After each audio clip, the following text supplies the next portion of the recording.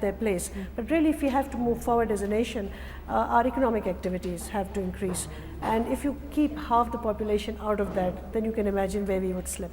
So in the last 25 years, when I look around, I see so many interesting examples of what women have been able to do in the economic development sector in terms of the kind of businesses they have set up, right across from managing, steel companies to managing, for example, in Balochistan, the marble industry. The leading person there is a woman. Then moving to small cities for the kinds of catering businesses, the clothing businesses, and the other more typical and also atypical things that women have been able to do. And then when we go down to the very small towns, the villages, and maybe some of the very small settlements, even there we have seen very interesting changes coming over in the last few years. Women not only have been able to build businesses around the kind of things they do typically, like doing embroidery, etc., but they are breaking out of that, and that is what's really interesting to me. Going on to do very different things. Look at the women designers we have.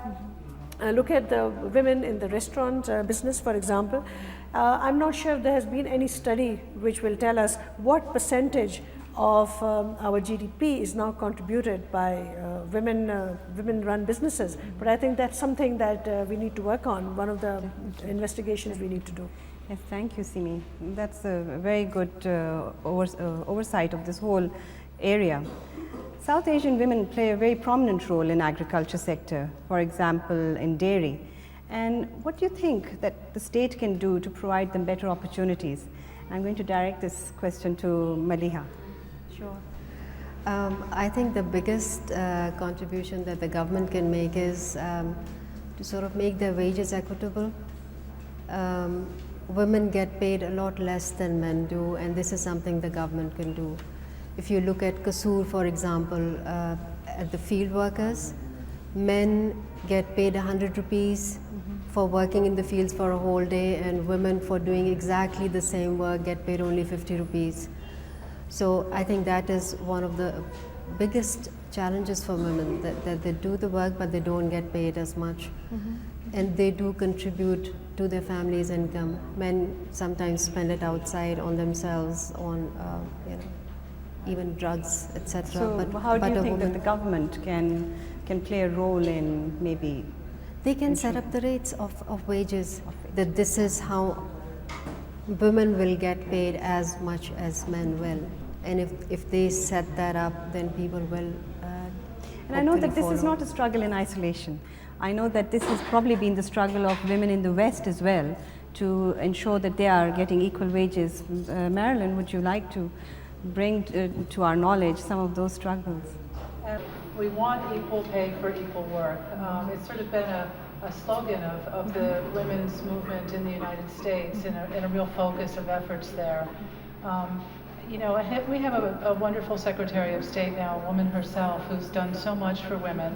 She has really emphasized the fact that when women do well, the entire community does well, the entire nation does well. And it takes the women to build a strong future, not just for the present, but for the children that we're bringing up. Children, there's been much documentation of the fact that when the woman is educated, when the woman is working, when she feels good about herself, when she's contributing, the children are the ones that really are the main beneficiaries. And so you're really contributing to the future when you allow women to realize their potential, not just as wage earners, but as creative, multidimensional beings that we are. Thank you. So, well, that multi-dimension that women have, and who better to elaborate on that? We in the South, we know very well our roles. We're actually so preconditioned that our role as a daughter, then as a wife, then as a daughter-in-law, a mother, all of them are at the primary. And very rarely do we actually think about actualizing our own potentials and strengths and maybe directing that into a course of entrepreneurship that would be rewarding to us. It would be a passion that we want to work at, rather than just a job that may supplement the income of the family.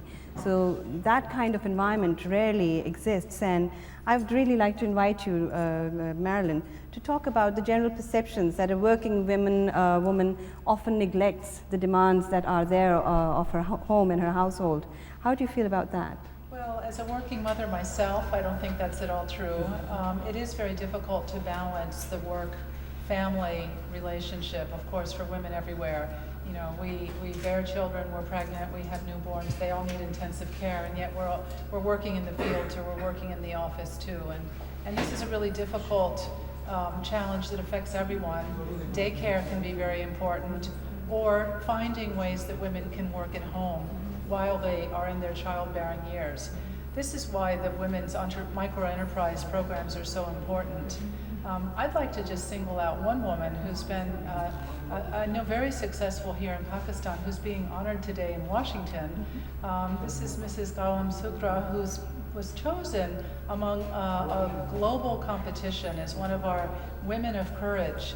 She's only one of 10 women who were selected to go to the United States. They are being honored today by Hillary Clinton, and she has done a tremendous job helping women micro-enterprises where she works, and you know, finding this solution for women who are in small villages, remote villages, have children, and yet at the same time want to contribute economically, want to have a creative engagement.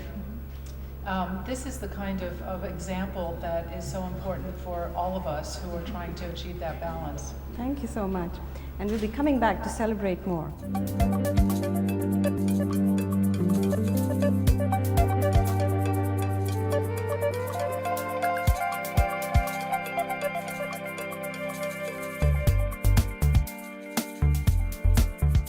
And we return back to the celebration of International Women's Day.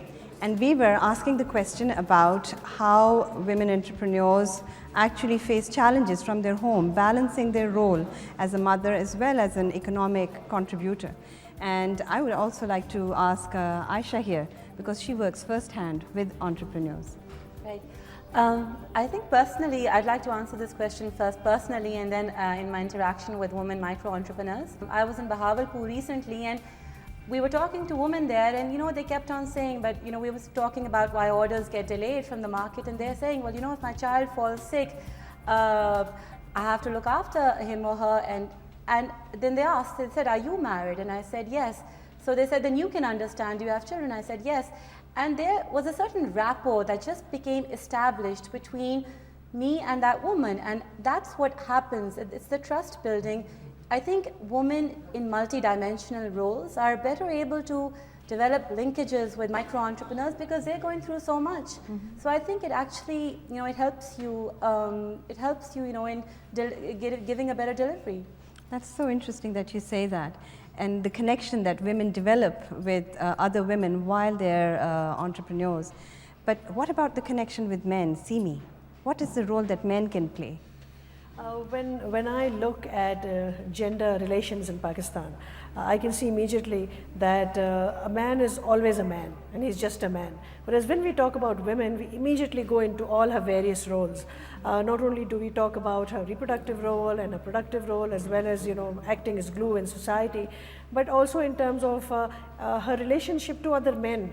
For example, you know, as a wife and as a mother and daughter and all of those things. So I think it's very important for us to try to balance the way we ourselves look at men and women and the kind of attitudes we have towards this issue. Why is it that a woman has to prove herself in so many different roles, whereas, you know, a man has to prove himself largely in one role, which is as a good earner and supporter of the family. So I think we really need to unpack all of this. I would like to bring the eyes on the society, our media person, Tawseeq here. Tawseeq, what kind of successful men have you seen who actually support women in their achievement to success? A retired Fauji, Havaldar, and this was near Bihari, a village, I think it was 216 Bihari East, something like that. And this is this guy who's 55, And taking what Simi was just sharing with you, taking it along, this guy is retired. This place is very rural, very poor locality. Men do not want